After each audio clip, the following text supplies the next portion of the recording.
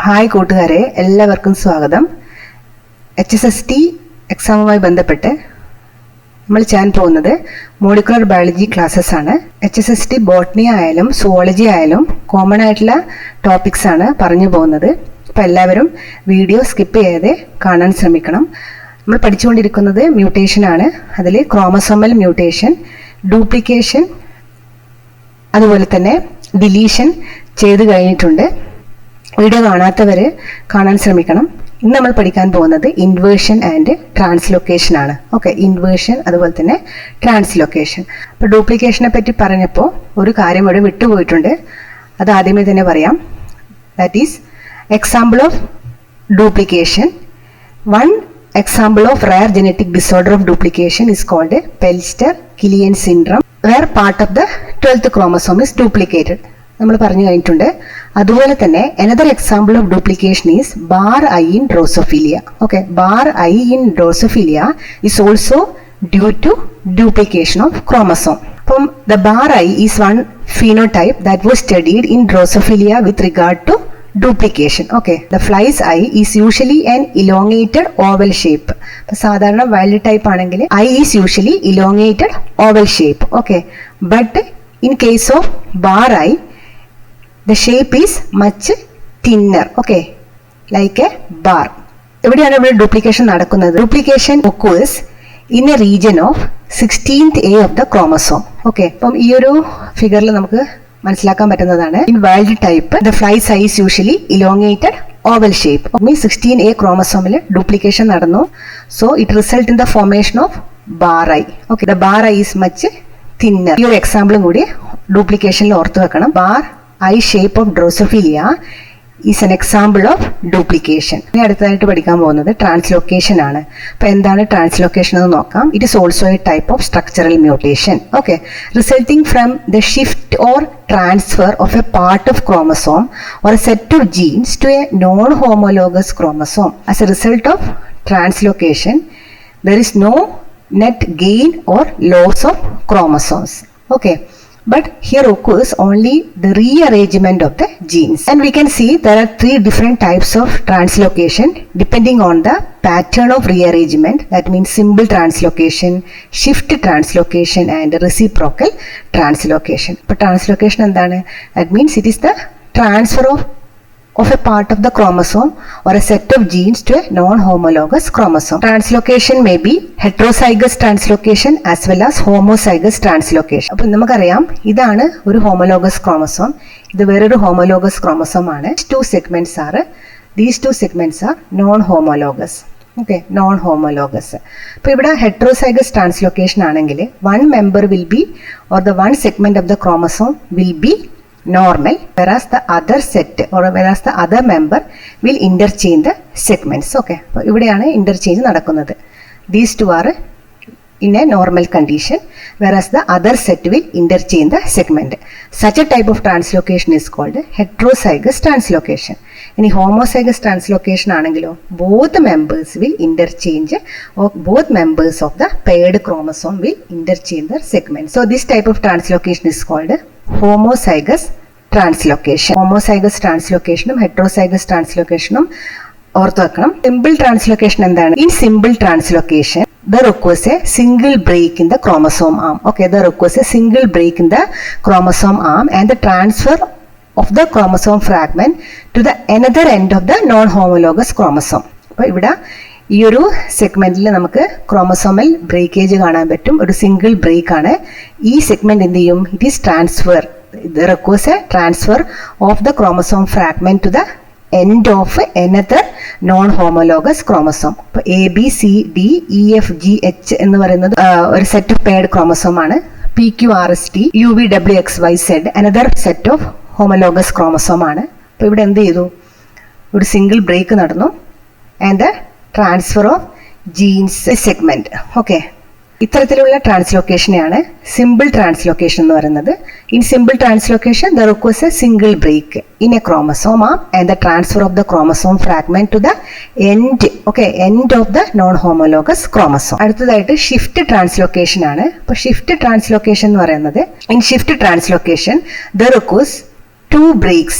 Okay, two breaks there occurs 2 breaks and the broken parts get inserted interstitially or in an intercalary position in a non-homologous chromosome. Non-homologous chromosomeന്റെ ഇന്റർകാലറി പൊസിഷനിലാണ് ഇവിടെ സെഗ്മെന്റ്സിന്റെ transfer നടക്കുന്നത്. ഇതിനെയാണ് shift translocation എന്ന് പറയുന്നത്. Okay, there occurs 2 breaks and the broken part get inserted interstitially or in the intercalary position in the non-homologous chromosome. Such a translocation is called shift translocation. അപ്പോൾ ഈ ഒരു ഫിഗറിൽ നിങ്ങൾക്ക് മനസ്സിലാക്കാൻ പറ്റും shift translocation. ABCDEFGH is one homologous chromosomal pair and PQRS TUVWXY is another homologous chromosome. In this case what happens? There occurs 2 breaks. Okay, 2 breaks here and there occurs the transfer of segments to the non-homologous chromosome in the intercalary position. Okay, this is called shift translocation. അതായി പഠിക്കാനുള്ള translocation reciprocal translocation as well as non reciprocal translocation ആണ്. അതിൽ reciprocal translocation എന്താണ്? When parts of the chromosome belonging to members of 2 different pairs get interchanged or exchanged. Okay, ഇവിടെ 2 normal pairs of chromosomes ആണ്. This is one chromosome, this is another chromosome. These 2 pairs of normal chromosome and these parts of the 2 chromosome. Okay, parts of 2 chromosome breaks off and attached to the different chromosome. So here when parts of a chromosome belonging to members of 2 different pairs become interchanged or exchanged, such a type of translocation is called reciprocal translocation. Okay, for reciprocal translocation occurs when 2 non-homologous chromosomal exchange genetic material between each other and it is a most typical type of translocation. From non-sister chromatids or non-homologous chromosome ആണ് ഇവിടെ genetic material exchange ചെയ്യുന്നത്. Non-homologous, these 2 are non-homologous chromosome. Okay, these 2 are homologous chromosome and these 2 are homologous chromosome and these 2 segments are non-homologous chromosome. So in reciprocal translocation occurs when 2 non-homologous chromosomes exchange genetic material between each other and it is the most typical type of translocation. ഇനി അടുത്തത് non reciprocal translocation ആണ്.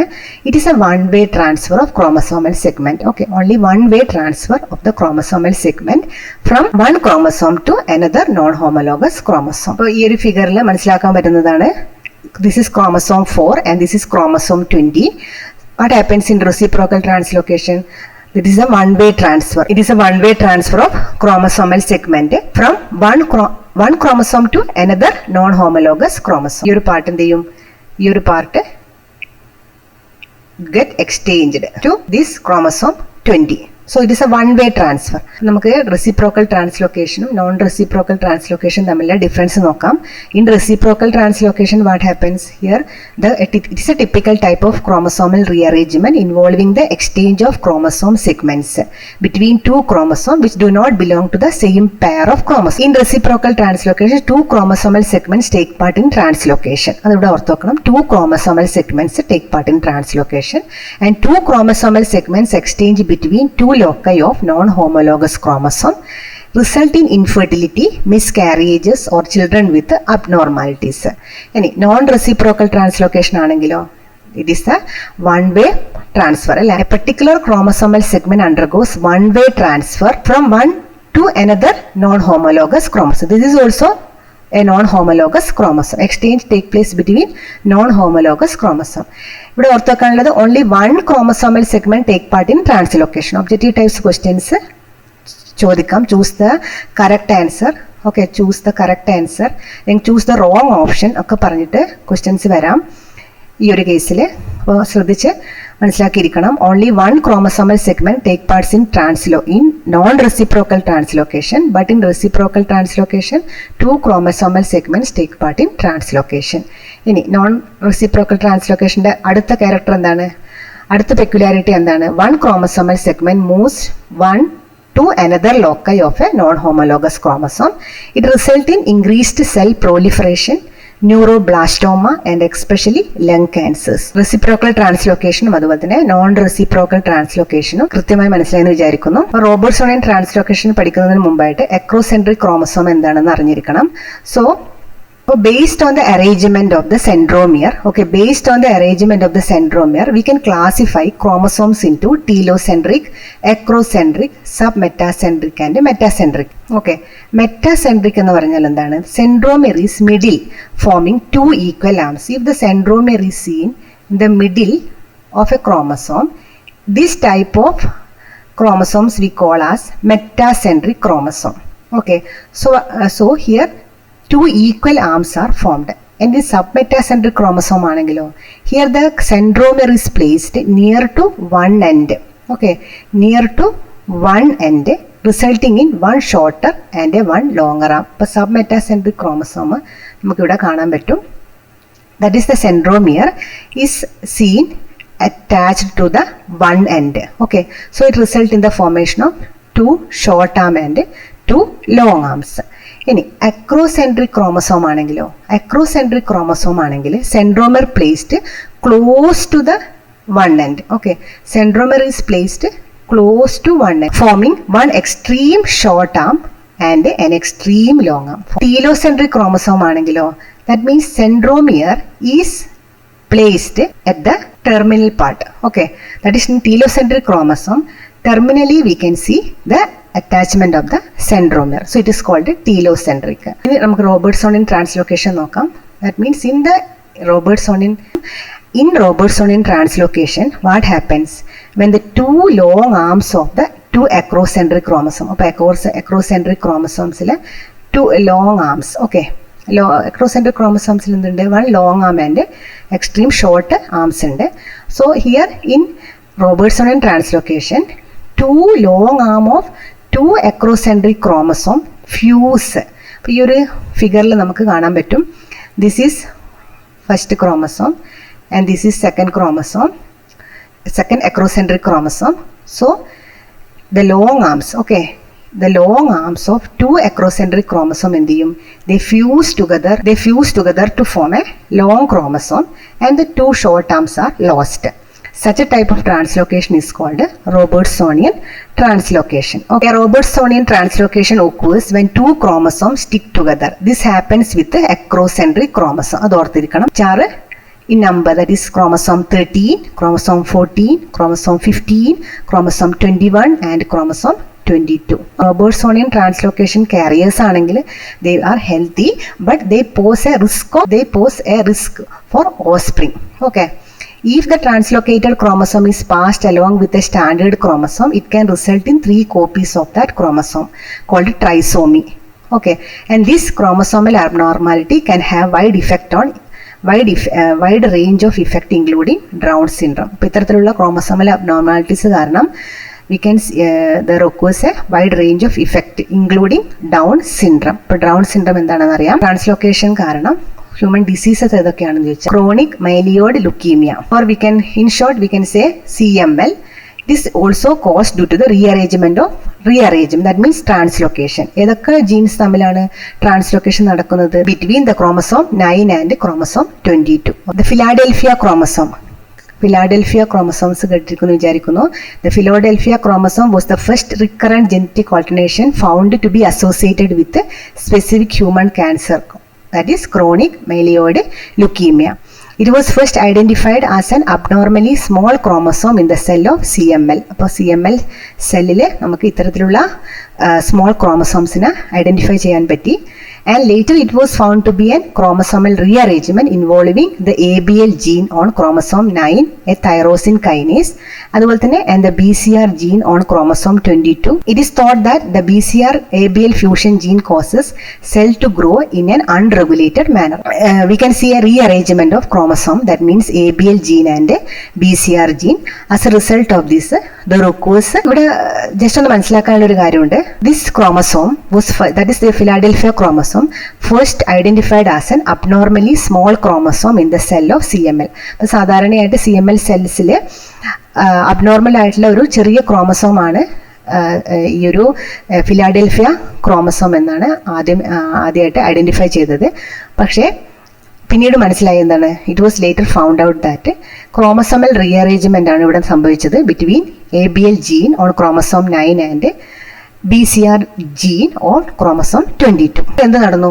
There occurs a BCL-ABL fusion. Okay, BCR-ABL fusion നടന്നു. എങ്ങനെ നടന്നു? BCR-ABL fusion in an unregulated manner. So, this BCR-ABL gene produces an abnormal hybrid protein. Okay, അപ്പോൾ സാധാരണ ABL protein kinase-നെ അപേക്ഷിച്ച് this abnormal hybrid protein എന്ത് ചെയ്തു? It always turned on. Okay, always turned on and allows chronic myelogenous leukemia cells to grow and survive. ഇത്രയും കാര്യങ്ങൾ just മനസ്സിലാക്കുക. Important ആയിട്ട് പഠിക്കാനുള്ളത് chronic myeloid leukemia is caused as a result of translocation and between chromosome 9 and chromosome 22. Philadelphia chromosome was first recurrent genetic alternation found to be associated with the specific human cancer, chronic myeloid leukemia. ഇത്രയും കാര്യങ്ങൾ ഓർത്തിരിക്കണം. അടുത്തതായിട്ട് പഠിക്കാനുള്ളത് inversion ആണ്. Okay, inversion. അപ്പോൾ എന്താണ് inversion എന്ന് പറഞ്ഞാൽ? That means the rearrangement of the chromosomal segments. It is also a type of chromosomal structural chromosomal variation and here chromosomal rearrangement ആണ്. ഇവിടെ ഇൻവേർഷൻ എന്ന് പറയുന്നത് എന്താണ്? That is chromosomal rearrangement. Okay, in which a segment of a chromosome is reversed end to end. ഒരു segment എന്ത് ചെയ്യും? A segment of the chromosome is reversed or rotated. എങ്ങനെ? What is 180-degree rotation? Okay, that is 180-degree rotation take place between a piece of DNA. And inversion occurs within a single chromosome. Okay, and inversion എങ്ങനെയാണ് നടക്കുന്നത്? Inversion occurs between a single chromosome. Inversion occurs when a single chromosome undergoes breakage and rearrangement within itself. ഇല്ല, അപ്പോൾ ഈ ഒരു chromosomes നോക്കുകയാണെങ്കിൽ 1, 2, 3, 4, 5, 6, 7 these are the arrangement of genes and inversion take place. That means 180-degree rotation of a piece of DNA. 1, 2, 3, 4 ഈ ജീൻസിൽ inversion നടന്നതിന് ശേഷം 2, 3 okay ഇങ്ങനെ jeans inverted ആയിട്ട് ഈ ഒരു ക്രോമസോംസിൽ 1, 2, 3, 4, 5, 6, 7 ആണ് അറേഞ്ച്മെന്റ് ഓഫ് ജീൻസ്. അപ്പം ഇൻവേർഷൻ നടന്നു. As a result of inversion we can see the arrangement of genes in 1, 3, 2, 1, 3, 2, 4 in this manner. Okay, അപ്പോൾ ഇത്തരത്തിലുള്ള സ്ട്രക്ചറൽ വേരിയേഷനെയാണ് ഇൻവേർഷൻ എന്ന് പറയുന്നത്. രണ്ട് തരത്തിലുണ്ട്. That means paracentric and pericentric inversion. അപ്പോൾ എന്താണ് പാരാസെൻട്രിക് ഇൻവേർഷൻ എന്നും എന്താണ് പെരിസെൻട്രിക് ഇൻവേർഷൻ എന്നും നോക്കാം. ഈ difference between paracentric and pericentric inversion is that in paracentric inversion the chromosomal segment that do not contain the centromere region okay rearranges in the reverse orientation. While in pericentric inversion, a chromosomal segment containing the centromere rearranges in the reverse orientation. ഇത്രയും കാര്യങ്ങൾ മനസ്സിലായെന്ന് വിചാരിക്കുന്നു. Chromosomal mutations, duplication, inversion, deletion and translocation നമ്മൾ ചെയ്ത് കഴിഞ്ഞിട്ടുണ്ട്. അപ്പം ഇതിൽ ഇന്ന് പഠിച്ചത് ഇൻവേർഷനും അതുപോലെ തന്നെ ട്രാൻസ്ലോക്കേഷനുമാണ്. അപ്പോൾ ഡ്യൂപ്ലിക്കേഷൻ്റെ ഒരു എക്സാമ്പിൾസും കൂടി പഠിച്ചിരിക്കണം. That is bar eye of Drosophila is also an example of duplication. Okay, അപ്പോൾ ട്രാൻസ്ലോക്കേഷൻ എന്താണ്? It is also a type of structural mutation and there occurs a shift or a transfer of a part of the chromosome or a set of genes to the non-homologous chromosome. So here there is no net gain or loss of chromosome or arrangement of or genes during translocation, but only a rearrangement occurs. There are two different types of translocation. That means heterozygous translocation as well as homozygous translocation. അതുപോലെ തന്നെ simple translocation എന്താണെന്ന് മനസ്സിലായി. Simple translocation എന്താണ്? That means the broken part get attached to the one end of the non-homologous chromosome. ഇനി അതുപോലെ shift translocation ആണെങ്കിലോ here the broken part or there occurs two breaks and the broken part get inserted interstitially or intercalary in the non-homologous chromosome. അതുപോലെ തന്നെ reciprocal ട്രാൻസ്ലോക്കേഷനും non reciprocal ട്രാൻസ്ലോക്കേഷനും മനസ്സിലായി കഴിഞ്ഞു. Reciprocal translocation ആണെങ്കിൽ that means the chromosomes belonging to members of two different pairs get exchanged. Non reciprocal translocation ആണെങ്കിലോ it is only a one way transfer of the chromosomal segment. Okay, chromosomes okay as a result of translocation there occurs chronic myeloid leukemia. That means the rearrangement of genetic material between chromosome 9 and chromosome 22. Robertson translocation എന്താണ്? That is the occurs in the acrocentric chromosome and it results when two long arms of two long arms of the two acrocentric chromosome fuse at the centromere. അതായത് inversion എന്താണ്? Inversion എന്ന് പറഞ്ഞാൽ that means the rearrangement of the chromosome in a reversed order, that is end to end and 180-degree rotation of a piece of DNA. And the key differences between paracentric and pericentric translocation, pericentric inversion is that in pericentric inversion a chromosomal segment containing the centromere rearranges in a reverse orientation. Paracentric inversion ആണെങ്കിൽ chromosomal segment that do not contain the centromere region rearranges in the reverse orientation. അപ്പോൾ ഇത്രയും കാര്യങ്ങൾ മനസ്സിലായെന്ന് വിചാരിക്കുന്നു. അടുത്തൊരു ക്ലാസ്സിൽ നമുക്ക് point mutation എന്താണെന്ന് നോക്കാം. ദാറ്റ് മീൻസ് ഫ്രെയിം ഷിഫ്റ്റ് മ്യൂട്ടേഷനും അതുപോലെ തന്നെ സബ്സ്റ്റിറ്റ്യൂഷനും. എല്ലാവർക്കും വീഡിയോ ഇഷ്ടപ്പെട്ടാൽ കമൻറ്റ് ചെയ്യാനും സബ്സ്ക്രൈബ് ചെയ്യാനും ഷെയർ ചെയ്യാനും മറക്കരുത്. Thank you.